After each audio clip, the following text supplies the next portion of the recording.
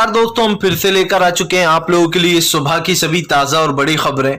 फटाफट अंदाज में एक एक कर बताएंगे आपको आज देश और दुनिया से क्या बड़ी खबरें निकलकर सामने आ रही हैं। लेकिन उससे पहले दोस्तों एक नजर डालेंगे सुर्खियों पर। प्रधानमंत्री नरेंद्र मोदी को लगा बड़ा झटका। जी हां, राहुल गांधी के पीएम चेहरा बनते से ही 2024 की सुगबुगाहट हुई तेज, भाजपाइयों में मचा हड़कंप। वहीं पर अगली बड़ी खबर में हम आपको बताएंगे दोस्तों, दरअसल आपको बताते चले शिवपाल, जी हाँ, चाचा शिवपाल ने बीजेपी के ऊपर बोला बड़ा हमला।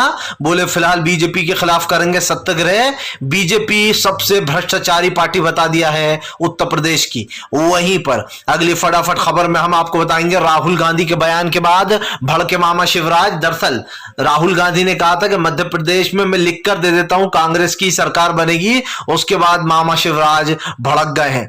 वहीं पर अगली बड़ी खबर में हम आपको बताएंगे दोस्तों, वरुण गांधी के सवाल पर राहुल गांधी ने कल कहा था कि जो भी भारत जोड़ो में आना चाहता है उसका स्वागत है, जिसके बाद दोस्तों बीजेपी में फूट मचती हुई नजर आ रही है। जी, इसके बारे में भी आपको बताएंगे। वहीं पर अगली बड़ी खबर में हम आपको बताएंगे दोस्तों, दरअसल आपको बता दें गृह मंत्री अमित शाह का कर्नाटक में बयान तो भड़की कांग्रेस। जी हां, दरअसल गृह मंत्री अमित शाह ने कल कर्नाटक में बयान दिया कि जेडीएस और कांग्रेस चुनाव के वक्त आमने सामने होते हैं, लेकिन बाद में एक दूसरे की गोद में बैठ के इलू इलू करते हैं। बताएंगे क्या कुछ है, क्यों बौखला रही है बीजेपी, कर्नाटक हार रही है फिर से। वहीं पर अगली फटाफट खबर में हम आपको बताएंगे नीतीश कुमार का आरएसएस के ऊपर बड़ा हमला। बोले आरएसएस ने देश की लड़ाई में कोई नहीं दिया किसी का साथ।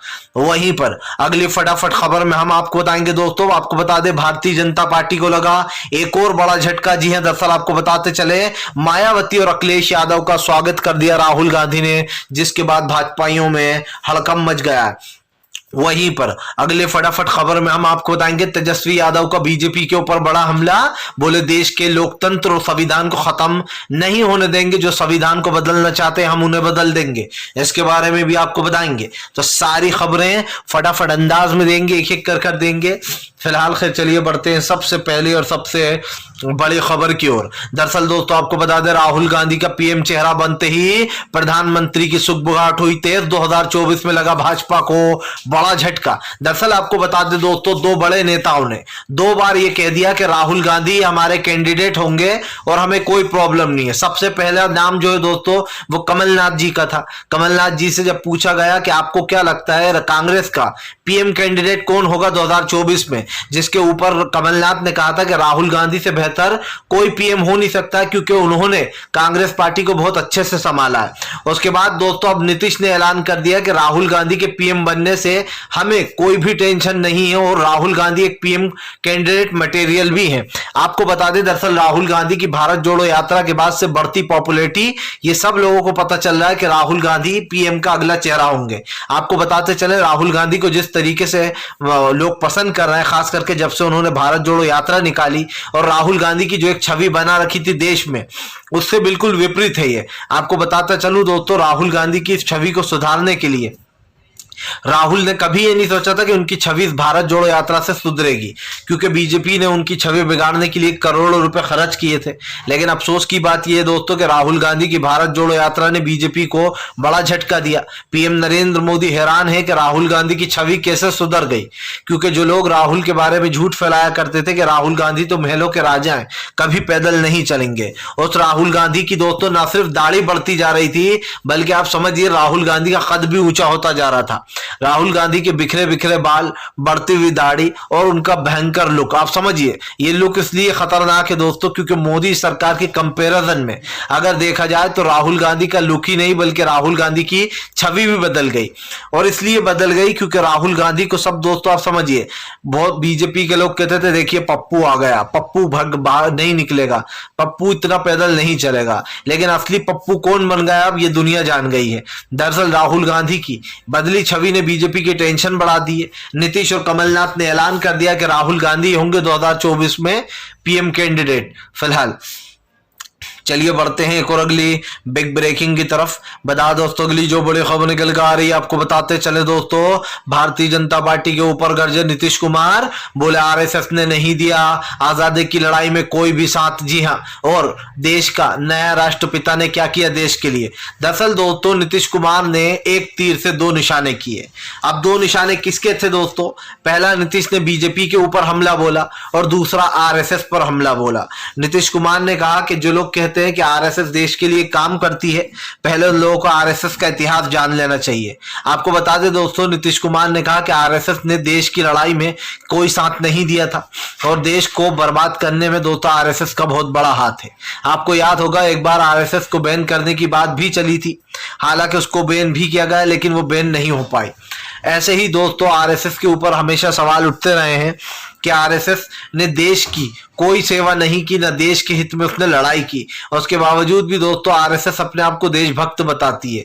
सबसे बड़ी बात तो यही है। उसके बाद नीतीश कुमार ने बीजेपी को घेर लिया।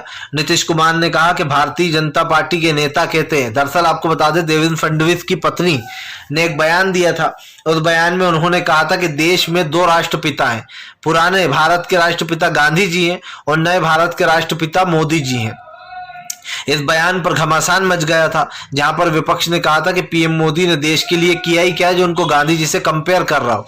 आपको बता दें अब यह इस पर नीतीश कुमार ने बीजेपी को घेर लिया। नीतीश कुमार ने बीजेपी वालों से सवाल पूछा कि देश के नए राष्ट्रपिता, यानी कि दोस्तों तंज कसा कि देश के नए राष्ट्रपिता ने देश के लिए क्या किया है, यानी कि मोदी जी ने देश के लिए क्या किया है। आपको बता दें दोस्तों, जो बीजेपी के नेताओं की पत्नियां होती हैं वो चाटुकारिता के लिए इस तरीके के बयान देते हैं फैमिली मेंबर, क्योंकि उन्हें पता है हमारा पति या हमारा बेटा या हमारा भाई बीजेपी में है तो चापलूसी तो करना पड़ेगी मोदी सरकार की। इसीलिए ये चापलूसी में ये बयान दे दिया देवेंद्र फडणवीस की पत्नी ने कि प्रधानमंत्री तो नए भारत के नए राष्ट्रपिता हैं। जबकि दोस्तों आप समझिए इस देश में सिर्फ करमचंद गांधी एक ही था दोस्तों, वो हमारा राष्ट्रपिता एक ही है और एक ही रहेगा। समझिए आप, प्रधानमंत्री ने गरीबी, बेरोजगारी, रुपए नीचे गिरा दिया। शर्म आना चाहिए उन लोगों को जो प्रधानमंत्री को राष्ट्रपिता से मिला रहा है। प्रधानमंत्री ने एक ऐसा काम नहीं किया जिसकी तारीफ कर सके आप और हम मिलके। चलिए बढ़ते हैं एक और अगली बिग ब्रेकिंग की तरफ। बता दोस्तों गृह मंत्री अमित शाह ने दिया कर्नाटक में बयान तो कांग्रेस बोली डर गए हार से। दरअसल दोस्तों आपको बता दें पिछली बार कर्नाटक में बीजेपी ने चुनाव लड़ा। बीजेपी चुनाव लड़ने के बावजूद दोस्तों कर्नाटक में हार गई। इस बात का दर्द बीजेपी के सीने में था, तो बीजेपी ने क्या करा कि कर्नाटक में दोस्तों कांग्रेस की सरकार को गिरा दिया और अपनी सरकार बना ली।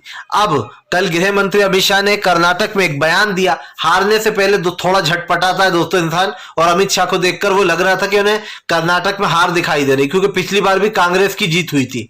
गृह मंत्री अमित शाह बोले पहले चुनाव के वक्त जेडीएस और कांग्रेस आमने सामने होते, यानी कि एक दूसरे के खिलाफ होते, लेकिन चुनाव खत्म होने के बाद ये दोनों एक दूसरे की गोद में बैठकर इलू इलू करते हैं, यानी कि एक दूसरे से प्यार करते हैं। आपको बता दें दरअसल गृह मंत्री अमित शाह की बौखलाहट इसलिए है दोस्तों क्योंकि उन्हें पता है कि वो कर्नाटक हार रहे हैं। और लिख कर ले लीजिए दोस्तों, कर्नाटक हारे अगर ये तो 2024 हारेंगे, ये सिंपल सी बात ये है। आपको भी पता होगा कि कर्नाटक में इस बार राहुल गांधी ने अपनी पूरी ताकत झोंक दी है। पिछली बार भी कांग्रेस ने अपना जबरदस्त प्रदर्शन दिखाया और जीत हासिल की, और वहां पर सरकार भी कांग्रेस की ही बनी, कांग्रेस की। लेकिन दोस्तों कल गृह मंत्री अमित शाह ने एक ऐसा बयान भी दे दिया जिसको सुनकर मैं हंसने लगा। गृह मंत्री अमित शाह ने कहा कि ये दोनों एक दूसरे की गोद में बैठ गए, इसलिए यहां पर सरकार बन गई कांग्रेस की कर्नाटक में। लेकिन जनता के विश्वास ने कर्नाटक में इनकी भ्रष्टाचारी सरकार को गिरा दिया। अब आप समझिए इसमें भी जनता का सहारा लिया जा रहा है। कर्नाटक में सरकार गिराई खुद ने, लेकिन कह रहे हैं कि जनता ने इनके भ्रष्टाचार की वजह से इनकी सरकार को गिरा दिया था। अब अमित शाह को डर है कि कहीं कर्नाटक हार ना जाए, क्योंकि राहुल गांधी की भारत जोड़ो यात्रा, जैसे कि मैंने पहले भी कहा है कि जितने भी साउथ एरिया आते हैं दोस्तों, साउथ एरिया से कांग्रेस बहुत मजबूत हो जाती है, क्योंकि इंदिरा गांधी की राजनीति ने भी वहीं से उछाल मारी थी। एक बार सिर्फ 153 सीटों पर सिमटी थी कांग्रेस, और उस वक्त इंदिरा गांधी के लिए संजीवनी का काम किया था साउथ ने, यानी कि जितने भी साउथ में एरियाज आते हैं ना दोस्तों, उन सारे एरियो में राहुल गांधी का बोलबाला दिखाई दे रहा है। क्योंकि वहां पर पढ़े लिखे लोग हैं दोस्तों साउथ की में एरियाज के अंदर। ऐसे में अब अमित शाह को डर लग रहा है कि कहीं इस बार भी जेडीएस और कांग्रेस मिलकर बीजेपी को उखाड़ न फेंके सत्ता से, इसलिए बीजेपी दोस्तों बौखलाई हुई है। अमित शाह ने अभी से ही कर्नाटक के दौरे लगाना शुरू कर दिया। सब जानते हैं कि बहुत जल्दी 5 राज्यों के चुनाव आने वाले हैं। उन 5 राज्यों में एक नाम कर्नाटक का भी है, और कर्नाटक में इस वक्त कांग्रेस की नहीं बल्कि बीजेपी की सरकार है। हालांकि बनी कांग्रेस की सरकार थी, लेकिन उन्होंने सरकार गिराकर बीजेपी ने खड़ी कर ली। और इससे साफ दिखाई देता है दोस्तों, एमएलए खरीद लेने से या एमएलए को उल्टी सीधी पट्टी पड़ा देने से कुछ होने वाला नहीं है, क्योंकि लोग दोस्तों प्यार की भाषा जानना चाहते हैं, प्यार में जीना चाहते हैं। लेकिन बीजेपी फैलाती है नफरत, और उस नफरत को देती है बीजेपी जमकर बढ़ावा। चलिए बढ़ते हैं एक और अगली फटाफट खबर की ओर। आपको बताते चले दोस्तों, अगली जो बड़ी खबर निकल कर आ रही है, जी दरअसल आपको बताते हैं, राहुल गांधी के फेवर में आए तेजस्वी यादव, बोले बीजेपी देश का संविधान बदलना चाहती है, नहीं बदलने देंगे। दरअसल तेजस्वी यादव ने बीजेपी को घेर लिया। तेजस्वी यादव का कहना है कि बीजेपी देश का संविधान बदलना चाहती है, लेकिन हम देश के संविधान को बदलने नहीं देंगे। तेजस्वी यादव ने बीजेपी के ऊपर हमला बोलते हुए कहा कि क्या आज जो देश की परिस्थितियां हैं उसके ऊपर बात करेगी ये सरकार? नहीं करेगी। तेजस्वी ने कहा कि फिलहाल देश में बढ़ती महंगाई, बढ़ती बेरोजगारी की जिम्मेदार केंद्र सरकार है, लेकिन इस पर हमने आते ही एक्शन लिया। तेजस्वी ने कहा कि जैसे ही बिहार में हमारी सरकार बनी, हमने जो वादे किए थे हमने वो वादे निभाए। तेजस्वी यादव ने कहा, हमने कहा था कि हम 10 लाख नौकरियां देंगे और हम वो वादा पूरा कर रहे हैं। हम जो वादे करते हैं वो हम पूरे भी करते हैं। तेजस्वी ने कहा कि भले ही बीजेपी की सरकार झूठ बोलती रहे, लेकिन हमें अपने लक्ष्य पर ध्यान रखना है और सिर्फ उस पर ही काम करना है। आपको बता दें, तेजस्वी ने साफ कहा कि फिलहाल वो देश की सुविधाओं के लिए और बदलाव के लिए जो मन पड़ेगा वो करेंगे। तेजस्वी ने कहा कि फिलहाल मैं देश में देख रहा हूं हर तरफ बेरोजगारी, भुखमरी, बेईमानी, यही सब कुछ चल रहा है, और इन चीजों से बचने के लिए कई बड़ी बातें बोलते हुए नजर आए तेजस्वी यादव। साफ दिखाई दे रहा है दोस्तों, आज देश की परिस्थितियां भले ही कुछ हों, लेकिन कल कुछ और होंगी। प्रधानमंत्री के झूठे दावे, झूठे वादों की पोल खुल चुकी है, और तेजस्वी ने साफ कहा कि संविधान बदलने वालों को हम लोग खुद बदल देंगे। बिहार में तो उन्होंने कहा कि विकास का काम हो रहा है। तेजस्वी ने यह भी कहा कि नीतीश कुमार जी के नेतृत्व में अब बिहार आगे बढ़ रहा है, क्योंकि हमने कुछ ऐसे फैसले लिए हैं, चाहे महंगाई, पढ़ाई, सिंचाई को लेकर, जिससे कि लोगों को फायदा होगा। आपको बता दें दरअसल दोस्तों, मोदी सरकार की नीतियों के ऊपर हमेशा सवाल उठते रहे हैं कि बिहार में जब बीजेपी की सरकार थी तो उसने किया ही क्या। आज जब नीतीश की सरकार आ गई है तो ये लोग दोस्तों आप समझिए नाम रखते हैं, लेकिन सच्चाई ये है कि बीजेपी को दोस्तों कोई हक नहीं बनता है नाम रखने का, क्योंकि बीजेपी ने बिहार के लिए कुछ नहीं किया। और ये आप भी जानते हैं दोस्तों कि फिलहाल इसमें कितनी सच्चाई है। भारतीय जनता पार्टी की असलियत जनता देख रही है। जनता को दिखाई दे रहा है कि दरअसल बीजेपी के दिमाग में क्या चल रहा है। बीजेपी दोस्तों एक ऐसी पार्टी बन चुकी है जिसके बारे में जितना बोला जाए उतना ही कम है। ना सिर्फ देश के हित में, बल्कि दोस्तों आज विपक्ष भी बीजेपी से परेशान बैठा हुआ है फिलहाल। चलिए बढ़ते हैं एक और अगली बिग ब्रेकिंग की तरफ। बता दोस्तों, अगली जो बड़ी खबर निकल कर आ रही है, आपको बताते चले दोस्तों, चाचा शिवपाल का बीजेपी के ऊपर बड़ा हमला, बोले आरक्षण विरोधी सरकार सबसे बड़ी भ्रष्टाचारी सरकार। आपको बता दें दोस्तों, अखिलेश यादव के बाद चाचा शिवपाल का भी खून खोल उठा।